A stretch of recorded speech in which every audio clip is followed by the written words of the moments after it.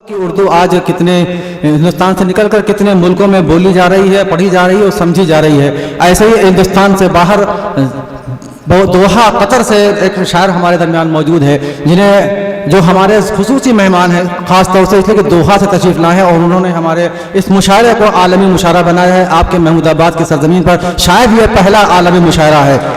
मैं उनसे गुजार हूँ तशरीफ़ लाए जनाब अतीक अंजर साहब दोहा कतर से तशरीफ़ लाए हैं। आप उनका इस्तकबाल उसी तरह से कीजिए जिस तरह से महमूदाबाद में मेहमानों का इस्तकबाल किया जाता है। जनाब अतीक अंजर साहब। मतला है कि जो फन से नाबलद है, जो पहुंचिएगा, कोशिश कर रहा हूं मैं पहुंचाने की, जो फन से नाबलद हैं उनको फनकारी दिखाता है। जो फन से नाबलद हैं उनको फनकारी दिखाता है। वो आदिवासियों में अपनी सरदारी दिखाता है। जो फन से नाबलद हैं उनको फनकारी दिखाता है। वो आदिवासियों में अपनी सरदारी दिखाता है। और वही जो आगे आगे था मेरी कश्ती डुबोने में, वही जो आगे आगे था मेरी कश्ती डुबोने में, वही साहिल पे सबसे पहले गमखारी दिखाता है। वही जो आगे आगे था मेरी कश्ती डुबोने में, वही साहिल पे सबसे पहले गमखारी दिखाता है। और गज़ल का आखिरी शेर कि वही साहिल पे सबसे पहले गमखारी दिखाता है। और अभी तुम उसके बारे में न कोई फैसला करना, डॉक्टर साहब, अभी तुम उसके बारे में न कोई फैसला करना, न कोई फैसला करना। वो पहली बार तो सबसे वफादारी दिखाता है। अभी तुम उसके बारे में नहीं पहुंचे शायद। अभी तुम उसके बारे में न कोई फैसला करना, वो पहली बार तो सबसे वफादारी दिखाता है। और एक नज्म देखें कि ढूंढ रहा हूं मैं इंसान, नज्म शुरू होती है कि धरती किसकी खोज में फिरती रहती है। धरती किसकी खोज में फिरती रहती है, सूरज किसकी याद में जलता रहता है। अंबर की गहरी नीली चादर पर चांद सितारे किससे मिलने की ख्वाहिश में ओंघते रहते हैं। अंबर की गहरी नीली चादर पर चांद सितारे किससे मिलने की ख्वाहिश में ओंघते रहते हैं। जर्रा जर्रा दुनिया का है किसके वास्ते गर्दिश में, मुझको क्या मालूम कि मैं तो खुद भी कितनी सदियों से धरती सूरज चांद सितारों के मानिंद परेशान हूं, अपनी खोज में रखसा हूं।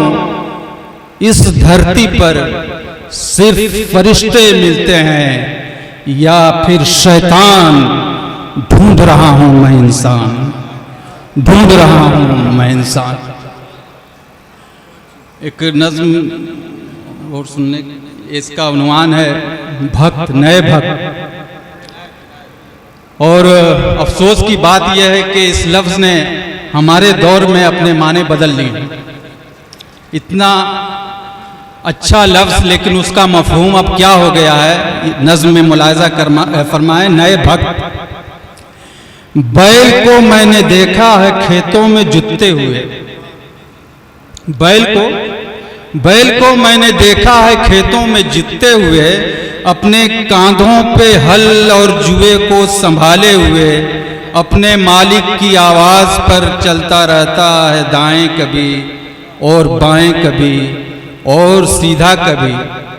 बैल है चलते चलते मगर वो भी गाहे बगाहे बिदक जाता है। बैल है चलते चलते मगर वो भी गाहे बगाहे बिदक जाता है। अपने मालिक की आवाज़ को अनसुनी करके खेतों से बाहर निकल जाता है। लेकिन अब लेकिन अब एक नई नस्ल के बैल को देखता हूं जो मालिक से अपने कभी भी बिदकता नहीं। झूठ, नफरत, अदावत, जफा, कत्ल गारत के खेतों में अपने ही जैसे समझदार मालिक की आवाज पर, अपने ही जैसे समझदार मालिक की आवाज पर चलता रहता है दाएं कभी और बाएं कभी और टेढ़ा कभी, क्योंकि सीधा उसे चलना आता नहीं। चलता रहता है दाएं कभी और बाएं कभी और टेढ़ा कभी, क्योंकि सीधा उसे चलना आता नहीं। इस नई नस्ल के बैल को भक्त कहते हैं लोग। इस नई नस्ल के बैल से डर के रहते हैं लोग। इस नई नस्ल के बैल से डर के। बहुत शुक्रिया। और एक लफ्ज़ इस्तेमाल किया था हमारे डॉक्टर साहब ने, क्या वसुदैव, हाँ, वसुदैव कुटुंबकम। तो ये लफ्ज़ जो है उसी वक्त मैंने सोचा था ये नज़्म सुनाने के लिए कि जब हम ये कहते हैं कि हम सब लोग एक आदम की, एक बाप की औलाद हैं और ये सारी मखलूक जो है अल्लाह का ख़ानदान है, अल्लाह का परिवार है और हम सब कहीं ना कहीं जाकर के एक दूसरे के रिश्तेदार होते हैं, भाई होते हैं, तो फिर ये कत्ल क्यों करते हैं एक दूसरे का? इसका मतलब ये हुआ कि हम अपने किसी भाई का कत्ल कर रहे हैं, अपने किसी रिश्तेदार का कत्ल कर रहे हैं। नज़्म मुलाहिज़ा फरमाए, एक किरदार है महाभारत में अभिमन्यु, जिसे कौरवों ने घेर करके मारा था अकेले को। और वो किरदार जब मैं आज अपने समाज में, अपने मुआशरे में देखता हूँ तो ये सोचने पे मजबूर होते हैं हम कि हम किस हद में जी रहे हैं, आज से 4000 साल पहले या इस तहजीब मुहज़्ज़ब ज़माने में। नज़्म मुलाहिज़ा फरमाए और इसी पे मैं ख़त्म करूँगा अपना टूटा फूटा कलाम। नज़्म देखें, थोड़ा सा जुड़ भी जाए। हज़ारों बरस बाद फिर आज मैं, हज़ारों बरस बाद फिर आज मैं बेसहारा अकेला खड़ा हूँ कुरुक्षेत्र में।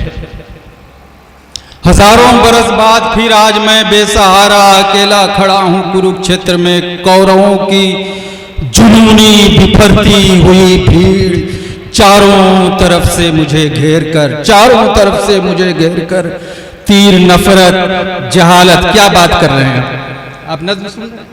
हज़ारों बरस बाद फिर आज मैं, मादर चाहता हूँ, हज़ारों बरस बाद फिर आज मैं बेसहारा अकेला खड़ा हूँ कुरुक्षेत्र में।